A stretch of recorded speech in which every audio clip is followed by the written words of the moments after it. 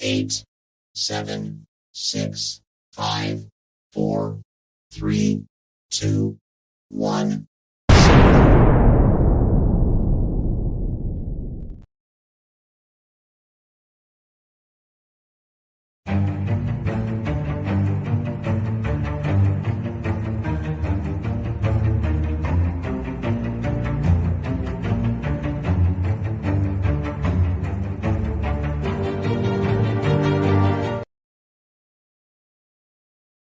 And we are live. Good evening, Chaplain. How are you? Doing well, thank you. How are you? I'm doing so well, thank you. I had a wonderful day. Mondays are, of course, my favorite day of the week because it means we have another week to make a difference out there. So I'm so happy to join you. And I want to say to the audience this evening, we are going to be spending time with Chaplain PJ Banks Anderson, the author of Healing My Soul on Purpose, a veteran's guide to suicide prevention. My goodness, Chaplain, it is such an honor to share this space with you. Honor is mine. Believe me, I'm grateful to be here. Thank Yes, you, Chaplain. Thank you. And I believe this evening our topic is the different categories of chaplains. So, yes. would you take us away and teach us more? I certainly would be happy to.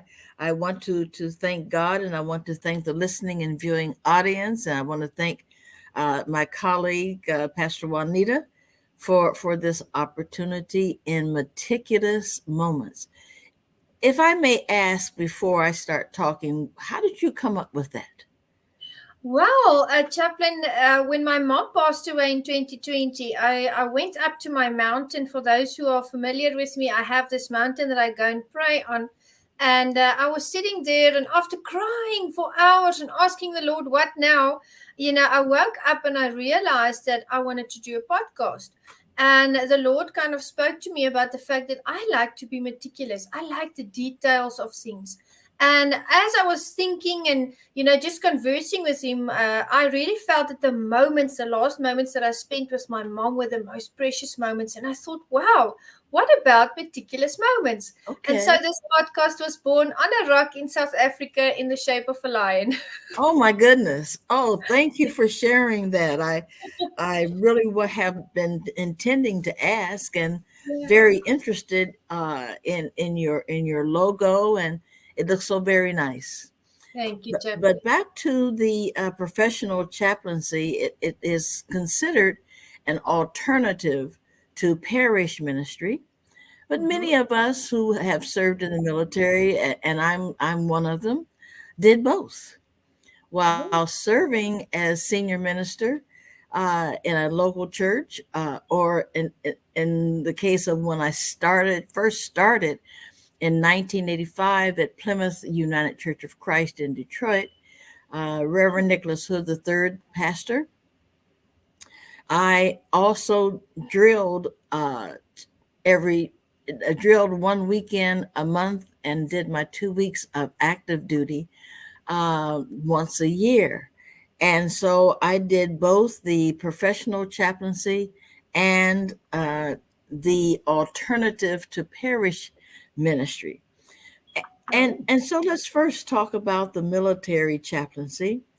The mission is to provide military personnel and their families religious programs through which a person may exercise their right of freedom of religion.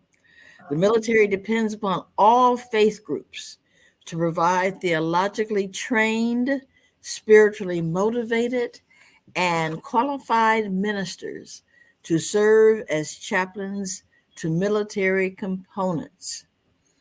Military chaplains have served in all major conflicts for over 150 years at the time of this writing.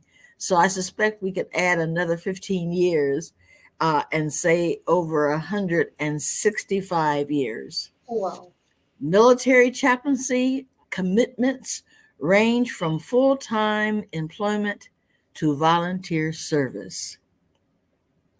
Uh, there is a tremendous need for military chaplains, and now I'm speaking more to those who are college graduates, who are seminary graduates, who are who are younger than 42, I think is the max age you may be to come into the military.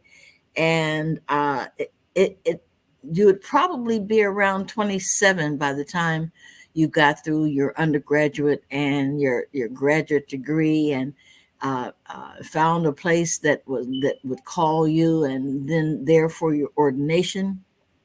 Yeah.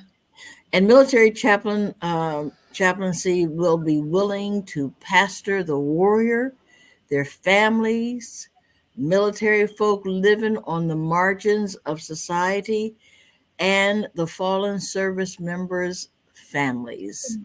And when I speak of uh, military folk living on the margins of society, I very often think of the lesbian, bisexual, gay, transgender community of faith that has served or is serving and maintaining silence in order to continue their service in peace.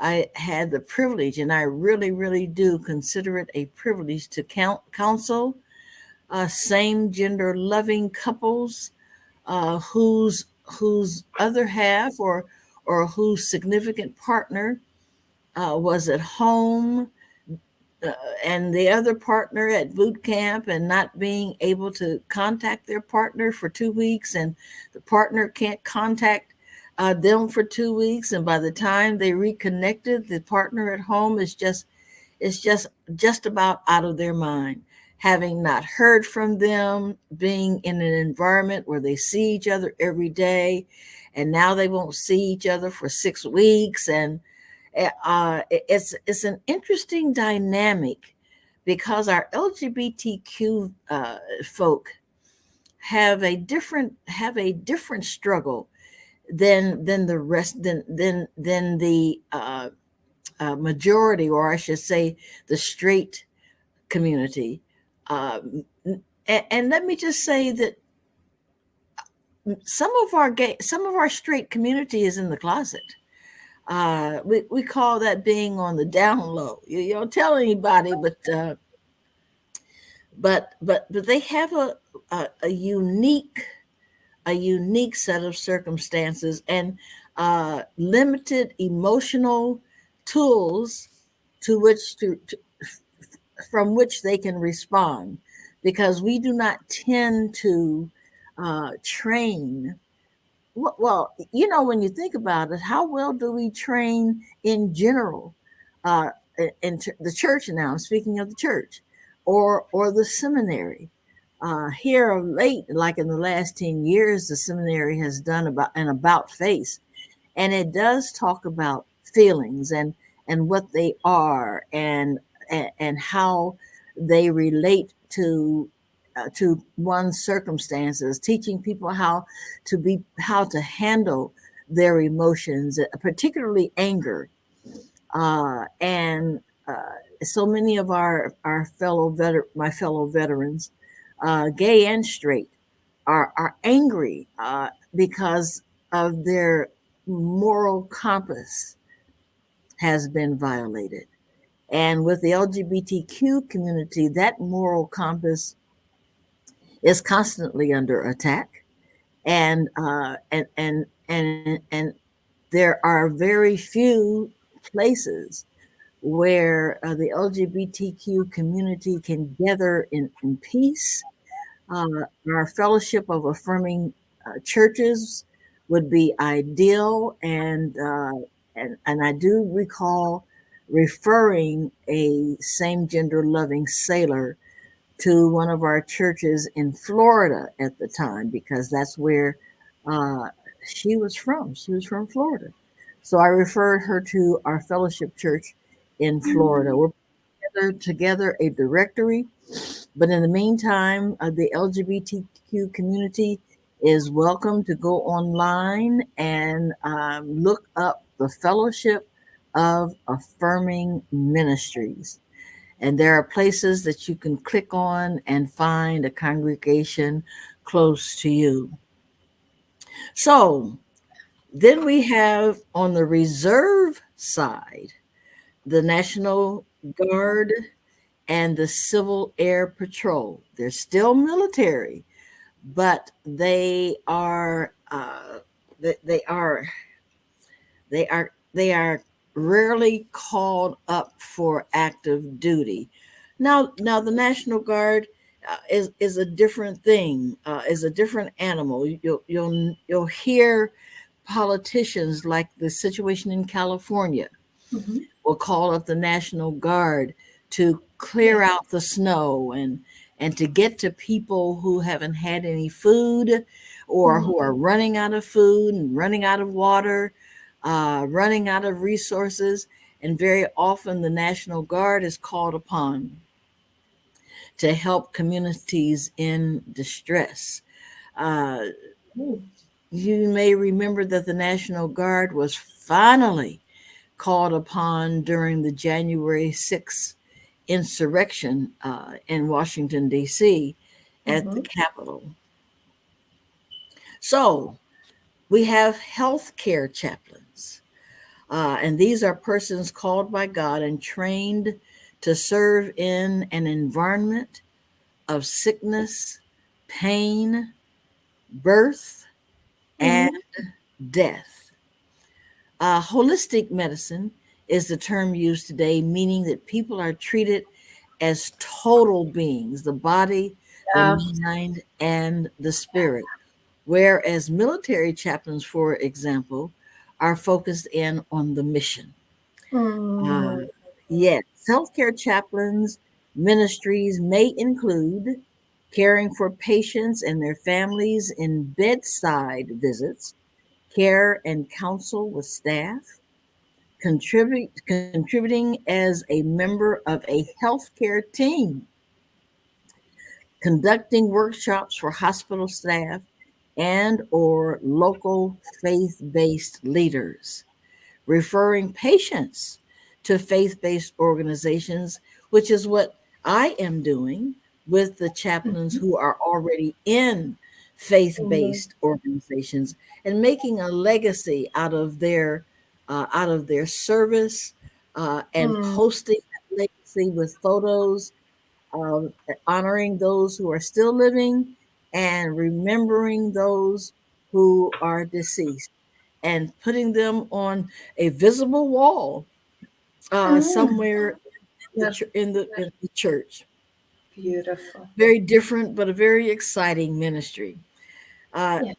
Healthcare chaplains serve in all types of healthcare facilities: VA medical centers, hospice organizations, mental health centers, facilities for those who are mentally handicapped, facilities for special illnesses, children's hospital. That is a place that is increasingly becoming needful because of the school shootings and the college shootings, but more for the younger set of children, to help them process, to help them understand, or try to understand. I don't think any of us truly understand what in the world is going on in our school systems, and the shootings that are going on. Retirement centers and nursing home facilities. Some hospitals are denominationally related, in other words, and others are private, public, or governmental. Some healthcare chaplains serve through support by state conventions, as associations, or some other group concerned with providing a religious ministry. And when we speak of denominational related, let's take for an example the Catholic chaplains. The Mm-hmm. Catholic chaplains can serve just about anywhere they wish to serve. But Wow. should they choose to serve in one of their schools, they have to be Catholic. As a Protestant chaplain, I could not go to a Catholic school and serve Yes. as a chaplain, for an example. Yes. And the basic qualifications or requirements for endorsement, we talked about the ecclesiastical endorsement that every denomination has that says, Yeah. yes, this person is fit for So, chaplaincy, and yeah. I, the endorser, Sure. will endorse their services. Um, the ecclesiastical endorsing agent is a requirement that may be changing in that denominations that do not have endorsers. For an example, Wicca does not have an endorsing agent, but Okay. Yeah. they do offer services to Wicca service members. I Oh, remember the first time interesting. I saw that, I Yeah. said, that's very, very interesting. Uh, Oh, it may wow. have been five, or it may have been 10 or 12 people being led by their chaplain Yeah. in this particular religious movement. Another example would be we had Jewish chaplains who did Wonderful. service the Yeah. Protestants. They served the Jewish community. This is what we are speaking of when we're talking about denominationally Mm. related. It seems to me that the uh, Church of God in Christ uh, serves at the pleasure of their bishop. Mm. If I remember correctly, and when Yeah. I say and the bishop serves as an ecclesiastical endorsing agent. Yes. Yes.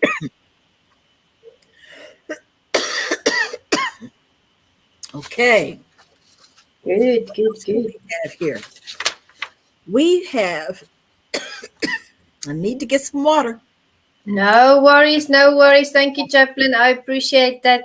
To the audience, this is such a informational piece that Chaplain is bringing to the fore. We learn that there are religious programs for every denomination out there. It's so good to hear that the chaplains service the needs of all the denominational believers, not only Protestant, not only Pentecostal, but also for the Catholic Church, also for the Wicca, also for the Jewish community. And I believe that, it's very important that as believers, we have that space where we can come and worship the Lord in our denominational fashion with our different doctrines that we follow. This, it's very important that we have that religious foundation. And to me, that stood out is the fact that there are so many different chaplaincies. I mean, going from the National Guard to the Civil Air Patrol to the healthcare chaplains, every single area is covered. Although some of the chaplains are not sent out on deployment, such as the National Guard, they are looking after the families of the chaplains and of the also of the Navy members, the service members. So important to note that it is a very diverse network and it's out there to bring upliftment, edification, and support. Back to you, Chaplain. Thank you. I appreciate that recap.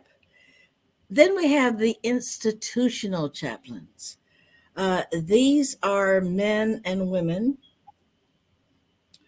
who offer and understanding creativity and understanding as they demonstrate. I Yeah. want to put an emphasis on demonstrate as they demonstrate God's grace, God's mercy, and non judgmental love. Non judgmental love in ministering to people in institutions and community settings. Uh, Institutional chaplains serve in correctional facilities, Mm. operated by federal, state, city, and local agencies, as well as corporation operating facilities. Each jurisdiction has particular qualifications for hiring chaplains. So, to apply for a position, if that's what you feel your calling is, then contact the jurisdiction's Department of Corrections chaplaincy administrator.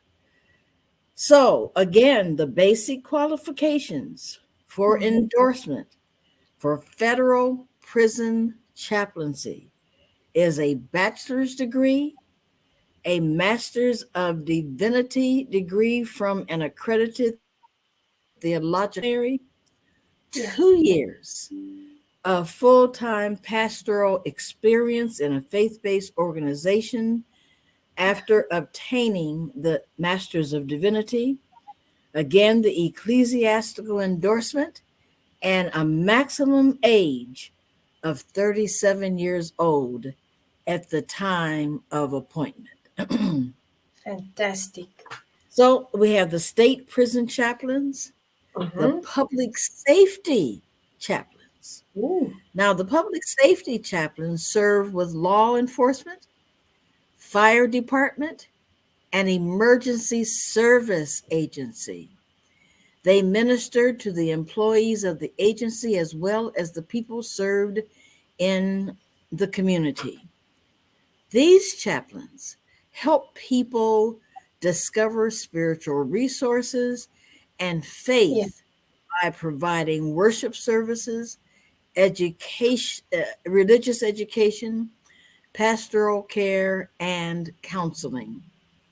These chaplains serve in full time and part time paid uh, positions. Corporate chaplains, believe it or not, Oh, in the corporate business world. chaplains Wow. are comforters, pastors, teachers, and counselors ministering to people at manufacturing sites, recreational sites, Mm. business offices, corporation headquarters, and in community settings.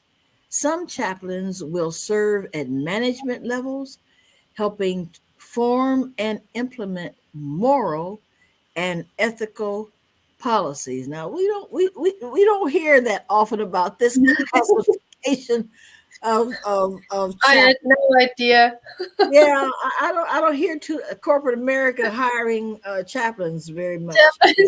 To keep the morals and the values high. Now it's phenomenal to see in all the sectors, out there that the chaplains are active in. This is just wonderful, wonderful knowledge that you're bringing to the fore. My goodness, the list just keeps getting longer. Yes, yes. I think I have Beautiful. one more, Perfect. and that is disaster relief chaplains. Oh.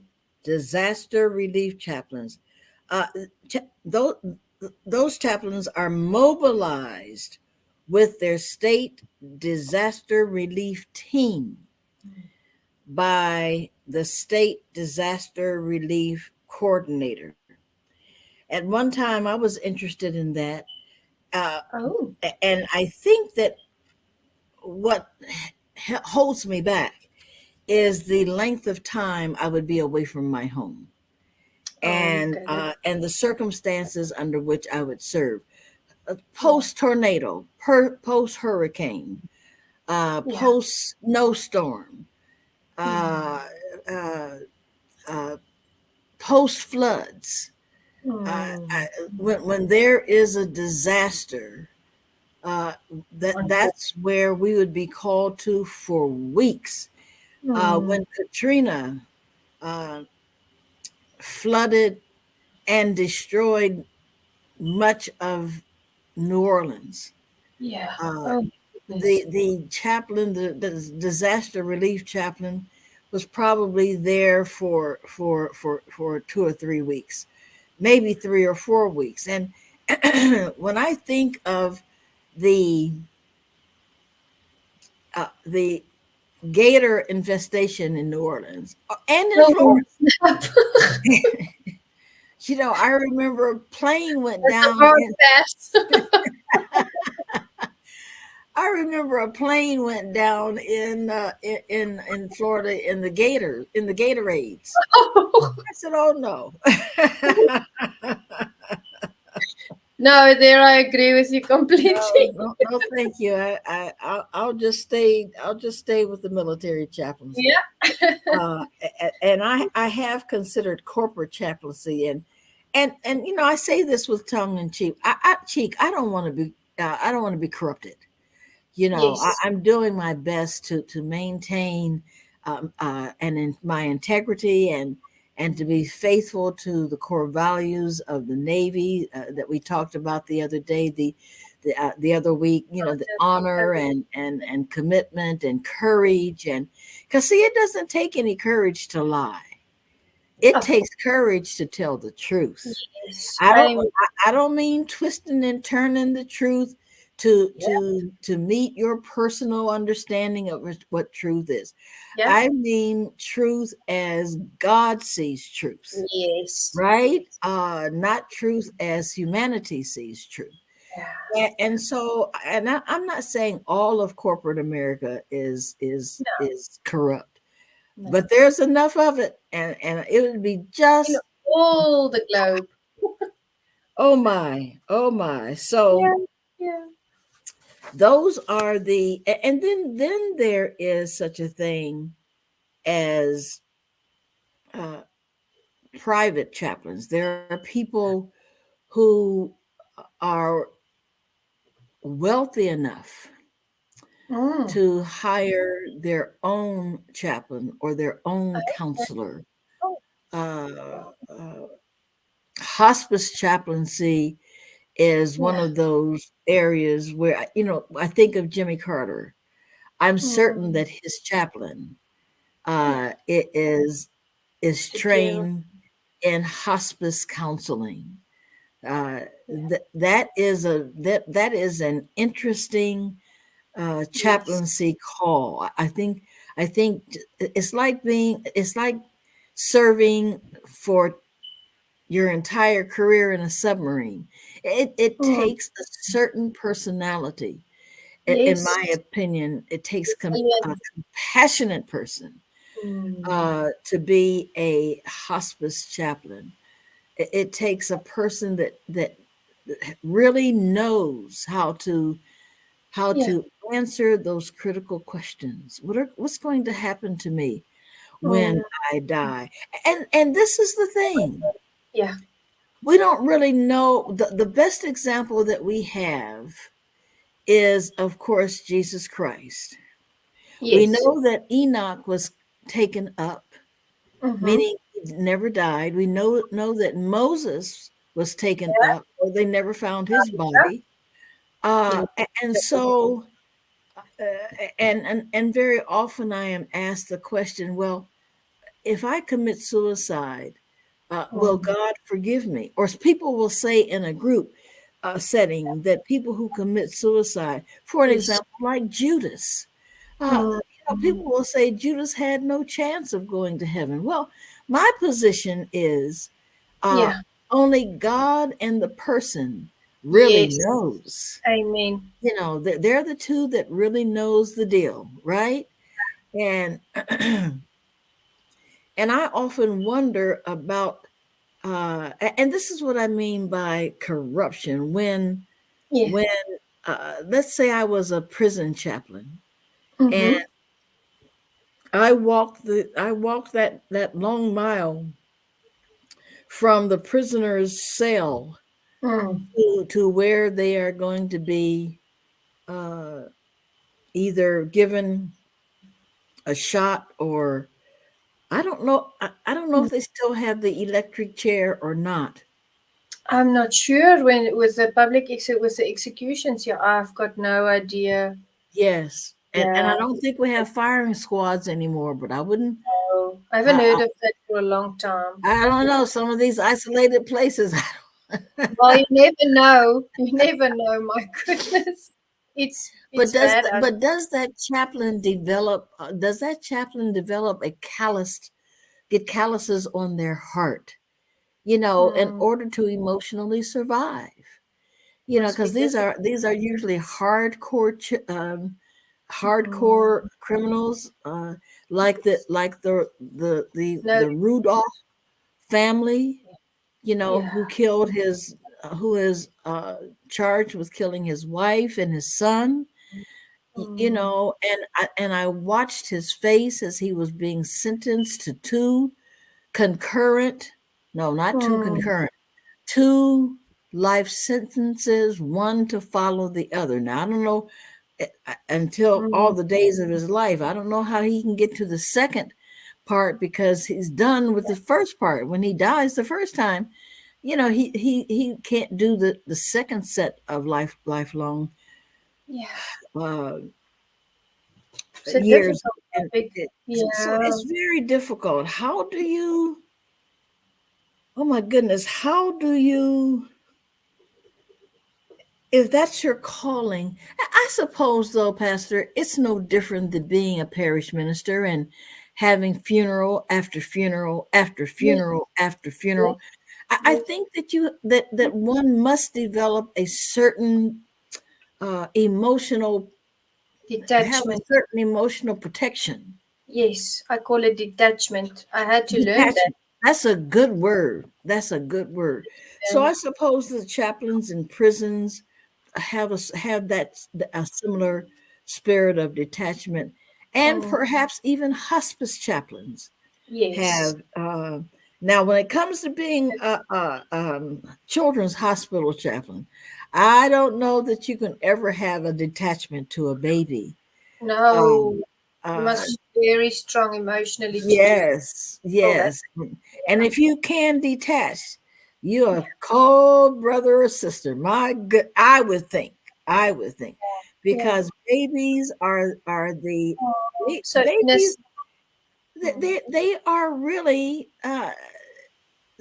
tomorrow's politicians and tomorrow's physicians and tomorrow's parents, and you know Yeah. they really, babies do represent eternal life Yes. in many ways. um but those are the types of chaplains uh, Love it. and their responsibilities, and I think that chaplains and parish ministers Yeah. should Mm-hmm. have should take it upon themselves Yeah. to have additional classes beyond seminary. Mm-hmm. Uh, Mm. I Continue. I am yes, I am. That's right. Continuing education. I'm getting Yeah. ready to take an online course in Mm-hmm. forgiveness therapy. Beautiful. That's I think wonderful. that is very, very important that we as ministers get a clear understanding by a professional of Yeah. what forgive. I we know what the Bible says about forgiveness, but in Yes. terms of practicality, in terms of the process, in terms Yes. of identifying who I have forgiven, and whom I have not forgiven. Yes, I know that when a certain person's name comes up, I tend to tighten up momentarily because I know that there is a need there for mutual forgiveness, and the Yes. probability of it happening is 1 in 1 million, Mm. because we have cut each other out. We have Yes. mutually cut Yeah. each other out of each other's lives. And so, what do you do with in a situation like that? So I said, I mean, the course is only $95, and in the Yeah. wider scheme of things, that's not a lot to ask. It's worth to invest. It's worth to invest in yourself. And Yeah, I just want to welcome Spencer Jones. He's been following us. Thank you so much for your support, Spencer. You're simply phenomenal. I'm going to have him on Meticulous soon so that we can, check in again. But It's amazing to have these wonderful people join us and listen and take in the information that you've given, Chaplain. And I was thinking a few things as you were really educating us, and we're talking about forgiveness. You spoke about anger. You spoke about development. It's the detachment that we have to, as pastors, also learn. It's something that you have to learn. I cannot even count how many times I've conducted funerals, and it's a continuous process where you learn not to get emotionally involved, because it's a I'm the mouthpiece, I'm the facilitator. And there was one funeral that I'll never forget, and it was a young man that was diagnosed with brain cancer. I had the privilege to lead him into a forgiveness session with his wife after asking the Lord, because he was coming in and out of delirium, I'd call it, at the final stages. And the Sure. Lord spoke to me next to his bed, and the Lord said, Tommy, his name was Tommy. The Lord said, Tommy needs to forgive someone. And I prayed, I said, Lord, he doesn't understand what I'm saying. Give us a window. Give us a moment where he can understand me, where we can talk. And God answered my prayer right there. And it's as if something cleared in his eyes, and he recognized me, and he said, he knows he's going. And I said, Tommy, the time is short. There's someone that you need to forgive, because you need to be ready to go.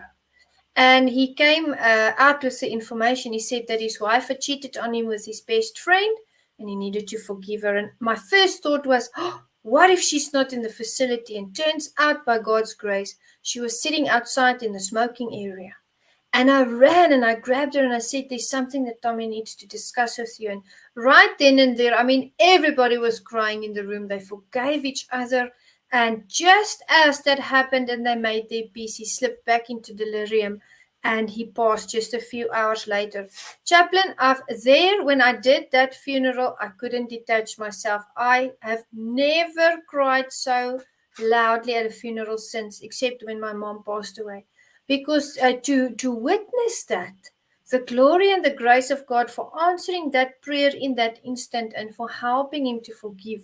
And after that, I always tell people, don't wait until the final second, until the last breath that you have here on earth to forgive.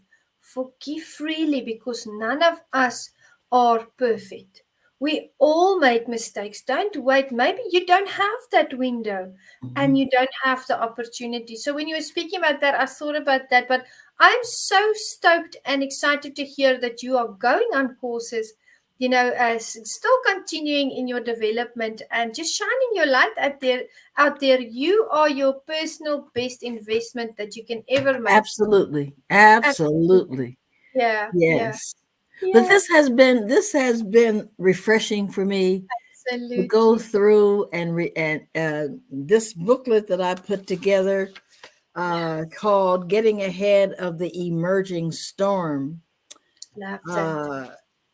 Uh, has been quite a lifesaver for me. I probably will do the same thing Yeah. for Salute Your Soul, Yes. and Absolutely. at some point, not today. And I want to thank the listening audience and the viewing audience and invite you to go to saluteyoursoul.com. It's scrolling around the bottom of the screen, and purchase a copy of my anointed book, Yes. Healing My Soul on Um, Purpose, a yeah. veteran's guide to suicide information, Beautiful. suicide intervention.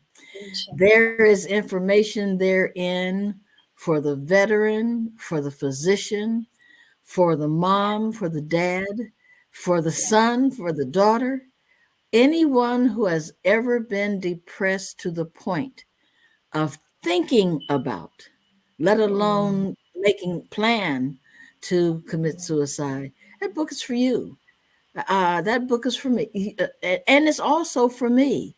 Uh, Mm. I share in that book the 3 times I attempted suicide and coming to an Yeah. understanding of why I wanted Yeah. to take my life, and it comes from a sense of hopelessness and a sense of feeling unworthy, a Yes. sense of feeling helpless, a sense of feeling unloved.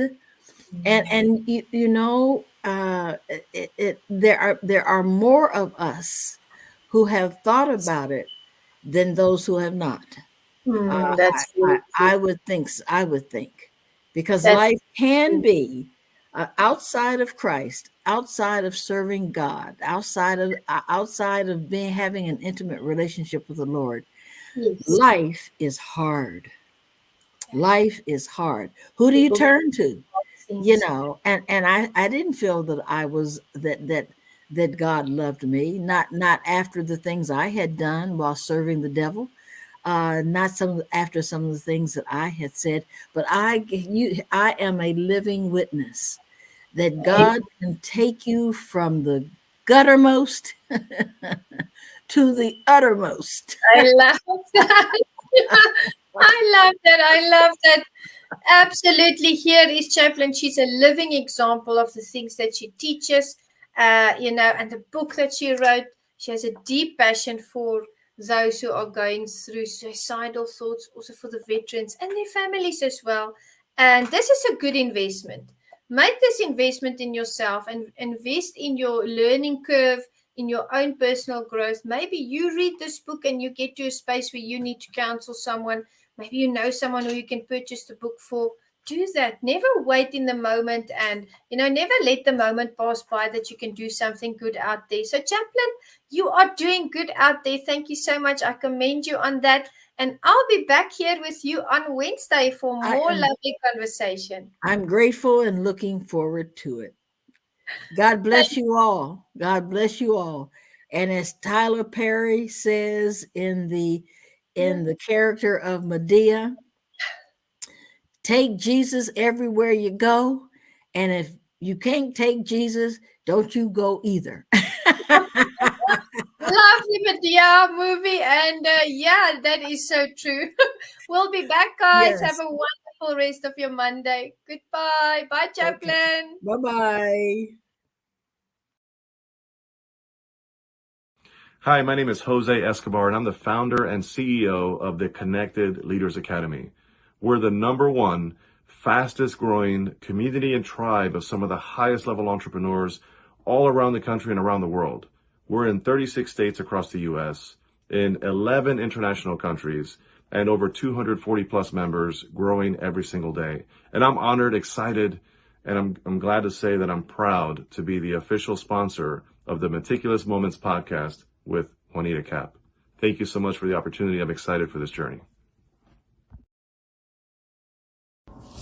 Hey everybody, my name is Patrick Rude. I'm the owner of Rude Financial Services, a proud sponsor of the Meticulous Moments podcast, hosted and directed by the beautiful, strong, and intelligent Juanita Cap. I cannot tell you enough about what this woman has done with this podcast and the effect that she has had on me and all of the other sponsors and people that listen. Don't miss it.